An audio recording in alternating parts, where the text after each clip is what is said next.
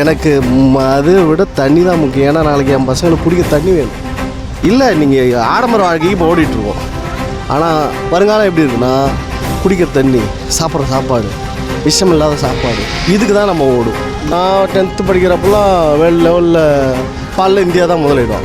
ஆனால் இன்றைக்கி மாடே கிடையாது. அன்னைக்கு வீட்டுக்கு ஒரு மாடு இருக்கும். மாடு இல்லாத வீடே கிடையாது. நல்லா ஒரு எல்லாருக்கும் பெய்யும் மழையணும். ஒரு நல்ல ஒரு கடவுள் தான் நான் வேண்டிகிட்டு இருக்கேன். ஒரு நல்லவங்க இருந்தால் போதும். அசிமானா இருக்கட்டும், ராமதாஸாக இருக்கட்டும், யாராக இருக்கட்டும். இந்த மலைகள்லாம் வெட்டாதீங்க, ஆற்று மணல்லாம் வந்து அல்லாதீங்க, தண்ணீரை சேமிங்க, மரங்களை நட்டு வளங்க அப்படின்னு நிகழ்காலத்தில் யாராச்சும் பேசினாலோ இல்லை உங்களுக்கு நினைவுக்கு வந்தாலோ எந்த அரசியல் தலைவர் நினைவுக்கு வருவாங்க? ராமதாஸ். ஏன் அவங்க இப்படி நினைக்கும் போது ஏன் உடனே அவங்க வராங்க? அப்படிலேருந்து கிட்டத்தட்ட எனக்கு தெரிஞ்சு எனக்கு இப்போ 44 வயசு ஆகுது. ஒரு 44 வயசில் எனக்கு 20 வயசுலேருந்து ஒரு நல்ல விவரம் தெரியும்னா கூட அன்னையிலேருந்து மழை நீர் சேமிக்கணும். மணல் இல்லைன்னா தண்ணி நிலத்தடி தண்ணி மட்டம் இருக்காது. அப்போ அந்த மணல் வேணும்னா என்ன பண்ணணும்? நீங்கள் மலையிலேருந்து வர்றது தான் அந்த மணல். நீங்கள் மலையை வெட்டிட்டுனா எங்கேருந்து மணல் வரும்? அதில் அப்போலேருந்தே குடிக்கிற தண்ணி தான் ரொம்ப முக்கியம். நிகழ்காலத்தில் ஐயா தொடர்ச்சியாக பேசிகிட்டு இருக்காங்களா? கடைசி வரைக்கும் பேசிகிட்டு இருப்பார். கடைசி வரைக்கும் அச்சீவ் பண்ணுவார். ஒரு சொட்டு தண்ணியும் வீணாக போகக்கூடாது. மழை பெஞ்சா அதேமாரி ஒரு சொட்டு மதுவும் இருக்கக்கூடாதுன்னு சொன்ன தலைவர் அவர் தான். அதில் எனக்கு அதை விட தண்ணி தான் முக்கியம். ஏன்னா நாளைக்கு என் பசங்களுக்கு குடிக்க தண்ணி வேணும். வேறு எது வேணாலும் வாங்கி கொடுத்துடலாம். குடிக்க தண்ணி எங்கே போவீங்க? இன் ஃப்யூச்சரில் ஒரு 3rd வேர்ல்டு வார் வருதுன்னா அது குடிக்கிற தண்ணிக்காக தான் இருக்குன்னு சொல்லிட்டு இருக்கு. சரிண்ணா. நல்ல தண்ணி நான் 2% தான் உங்களுக்கு நன்னீர் இருக்குது. அதையும் நம்ம வீணாக்கிட்டோம்னா என்ன ஆகுது? அப்போ நீங்கள் என்ன பண்ணணும்? மலையை வெட்டினீங்கன்னா உங்கள் மலையிலேருந்து வரதான் தண்ணி, அங்கேருந்து வரதான் சிறு துகள் தான் அந்த மணல். அங்கேருந்து அந்த மணல் வந்து அங்கே ஆற்றுல சேண்ட் படிஞ்சால் தான் அங்கே தான் நீர் மட்டம் அந்த மணலில் தான் ஃபில்டர் ஆகுது, கீழே பூமிக்குள்ளே போகுது. அந்த மணல் இல்லைன்னா ஓடிந்துடும், ஓடிவிடும், இல்லை ஆவியாகிவிடும். அந்த மாதிரி அதனால தான் அந்த மணல் இருக்கும்போது அந்த மணலையும் அள்ளக்கூடாது, நீங்கள் மலையை வெட்டக்கூடாது. அதில் நம்ம கையை அதில் கையை வைக்கிறது நம்மளோட அதாவது இவங்களோட குழந்தைகளுக்கு நம்ம ஒரு பாலைவனமாக ஆகிட்டு போயிடுவோம். நம்ம ஏதோ இருந்துட்டோம், இவங்களும் ஓரளவுக்கு இருந்துருவாங்க. ஏதோ பாதி அப்படியே 60 அது இதுன்னு யூஸ் பண்ணி. ஆனால் இவங்களுக்கு பிறக்கிற குழந்தைங்க அதுக்கு தான் நம்ம பாடு போனோம். அதுதான் என்னோடய லட்சியமும் அதுவாக தான் இருக்கும். சரிங்கண்ணா. இப்போது ஐயாவுக்கு நிகராவோ இல்லை ஐயாவுக்கு அடுத்தபடியாவோ நிகழ்காலத்தில் வேறு யாராச்சும் பேசுகிற மாதிரி பார்க்குறீங்களா? சீமானண்ணன் பேசுகிறேன். ஏன் அவரை சொல்கிறீங்க அடுத்தபடியாக? என்னென்னா இயற்கையை வந்து அவர் நிறைய இப்போ மாடுகளுக்கு ஒரு வனத்தில் மேய்க்கணுன்ற ஒரு கான்செப்டு. அதாவது ஃபாரஸ்ட்டில் மாடு மேய்ச்சா தான் நல்லது.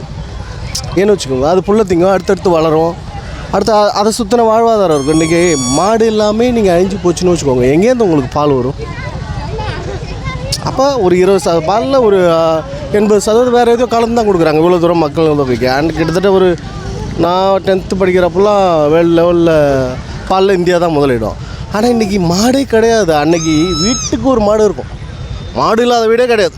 நீங்கள் சென்னை டவுன் எப்படின்னு தெரியாது. எங்கள் ஒரு அங்கே கடலூர் மாவட்டம் பண்ருட்டின்னும் போது வீட்டுக்கு 10 மாடு இருக்கும். அப்போ அவ்வளோ மாடை நாங்கள் வச்சுருக்கணும் போது அவ்வளோ பால் இருக்குது. எங்களுக்கு தேவையான எடுத்துக்கிறோம். இப்போ அங்கேயே பாக்கெட் தான் வாங்குவோம். அப்போ எங்கேருந்து பால் வருது? அதனால் நிச்சயம் அது மாடு வளர்க்கணும். அதேமாதிரி அவர் அந்த மலைகளுக்காக ஒரு கனிம வளன்றது அது வந்து பிஸ்னஸ் அந்த வேர்டாக இருந்தாலும் அந்த மலையை வெட்டுறாங்கல்ல, அதில் மலைக்காக போராடுறதும் மாட்டுகளுக்காக போராடுறதும் வருங்காலம் அதை சார்ந்து தான் இருக்கும். விவசாயம் நீங்கள் அத்தியாவசியம் சார்ந்து தான் நம்ம வாழ்வுமே. எது சாப்பாட்டுக்கு இல்லை, நீங்கள் ஆடம்பர வாழ்க்கைக்கு இப்போ ஓடிட்டுருக்கோம். ஆனால் வருங்காலம் எப்படி இருக்குன்னா குடிக்கிற தண்ணி, சாப்பிட்ற சாப்பாடு, விஷம் இல்லாத சாப்பாடு, இதுக்கு தான் நம்ம ஓடும். முன்னாடி ஒரு 50 வருஷத்துக்கு முன்னாடிலாம் இப்போ எங்கள் ஊர் சைடெலாம் தங்களுக்கு தேவையான சாப்பாடை உருவாக்குறது தான் வாழ்க்கை. மிச்சமாக இருக்கிறத கொடுப்பாங்க, அதோட நிம்மதியாக இருப்பாங்க. ஆனால் நீங்கள் சொல்கிற மாதிரி இப்போ இந்த இயற்கை சார்ந்து தான் நம்ம இப்போ அத்தியாவசியம் சார்ந்து தான் நம்ம போகிற மாதிரி இருக்கும் அப்படின்றீங்க. ஆனால் நீங்கள் சொன்ன சீமானவர்கள் இந்த அத்தியாவசியம் சார்ந்து தான் இந்த மாநாடுகள்லாம் முன்னெடுக்கிறாங்க. ஆனால் அப்படி முன்னெடுக்கும் போது அவரையுமே ட்ரோல் பண்ணுறாங்களே, என்னப்பா மரத்தை கட்டுப்பிடிக்கிறாரு. நீங்கள் வேறு அதெல்லாம் 1000 பேர் எதை செஞ்சு இன்றைக்கி உலகத்தில் இருக்க எல்லா கண்டுபிடிப்புலையும் கண்டுபிடிச்சி இன்றைக்கி போயிட்டுருக்குன்னு போது அதை ஆரம்பிக்கும் போது எல்லோரும் கிண்டலாக சொல்ல தான் செய்வாங்க. சொல்லலைன்னா தான் ஆச்சரியம். நிச்சயம் எத்தனை பேர் சொல்கிறாங்களோ அதுக்கு அந்த மாதிரி நமக்கு அதில் நம்ம கான்ஃபிடெண்ட்டாக இருக்கணும். இல்லை அப்படி பேசுகிற மக்கள் எப்படி பார்க்குறீங்க? இன்னும் விழிப்படையாமல் இருக்காங்களா, இல்லை பேசணும்னு பேசுகிறாங்களா? இல்லை அது இப்போ வந்து என்னென்னா என்ன விஷயன்றதை விட டைம் பாஸு லைஃபாக போயிடுச்சு. எதுக்கு சொல்கிறாங்கன்றது கவனிக்கணும். அவர் எதாவது சொன்னாரா, இல்லை அதை யாராவது ஃப்ரெண்டுங்க ட்ரோல் பண்ணி போட்டாங்களா, அதை பார்த்து சிரிக்கிறது, கமெண்ட் பண்ணுறது, அப்படி பண்ணிகிட்ருக்காங்க. அப்படிலாம் இருக்கக்கூடாது. ஒவ்வொருத்தளவு மலையை காப்பாற்றணும், வனத்தை காப்பாற்றணும், குடிக்கிற தண்ணி. அதை தான் சொல்கிறேன். இன்றைக்கி இருக்கிற நம்மளை எல்லாருமே விட்டுருங்க சார். இந்த பசங்களோட குழந்தைங்க நீங்கள் பார்த்தீங்கன்னா இன்றைக்கி நீங்கள் கற்பனை பண்ணிங்கன்னா இன்றைக்கி நம்ம என்ன பண்ணோன்றது தெரியும். கண்ணுக்கு தெரியாதவங்க இன்றைக்கி கண்ணுக்கு தெரியவங்களுக்கு நம்ம ஒரு ஹெல்ப்பு, சாப்பாட்டுக்கு பசி இல்லை, ஒரு வேளை சாப்பாடு வாங்கி கொடுக்கும். அடுத்து அந்த 2000 இன்னும் ஒரு 50 வருஷம் கண்டு அவங்களுக்கு குடிக்கிறது தனி என்ன ஆகும், நமக்கு எப்படி இருந்தது? நான்லாம் ஸ்கூலுக்கு வரும்போது பேகை போட்டு கிணத்துல குளிச்சுட்டு அப்புறம் வீட்டுக்கு வருவேன். போகும்போது ஸ்கூலுக்கு போயிடுவோம், வரும்போது கிணத்துல குளிச்சு. இன்றைக்கி எந்த கிணத்துலையும் குளிச்சா அவ்வளோதான், அன்னையோட போயிடுவோம்.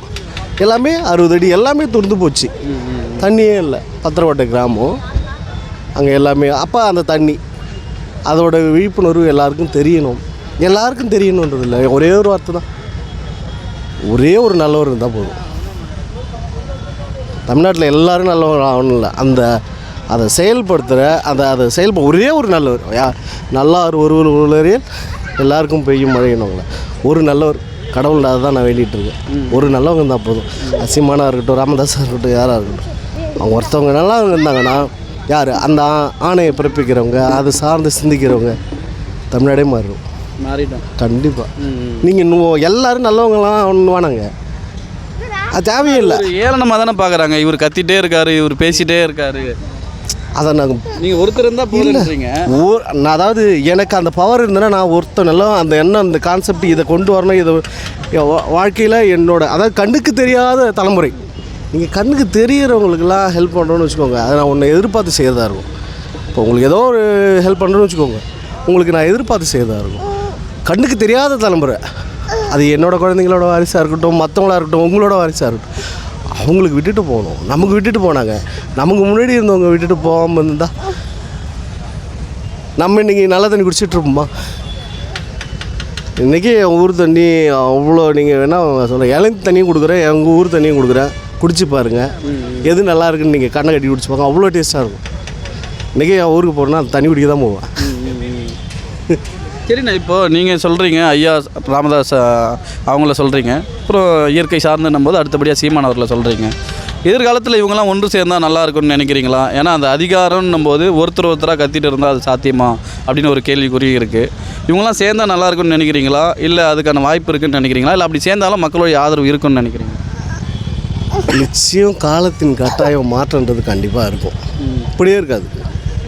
இப்போது அப்படியே ஒரு 2 பேர்னு வச்சுக்கோங்களேன், பேரை சொல்ல வேணாம், இது மாறும். அது காலத்தின் கட்டாயம் மாறி தான் அதுக்கான சூழ்நிலை ஆரம்பிச்சிருக்குன்னு. இதெல்லாம் அமையும்ன்றீங்களா? நிச்சயம் அமையும், நம்பிக்கை இருக்குது. எப்படின்லாம் தெரியாது, நிச்சயம் மாறும். நிச்சயம் மாறும். நன்றி.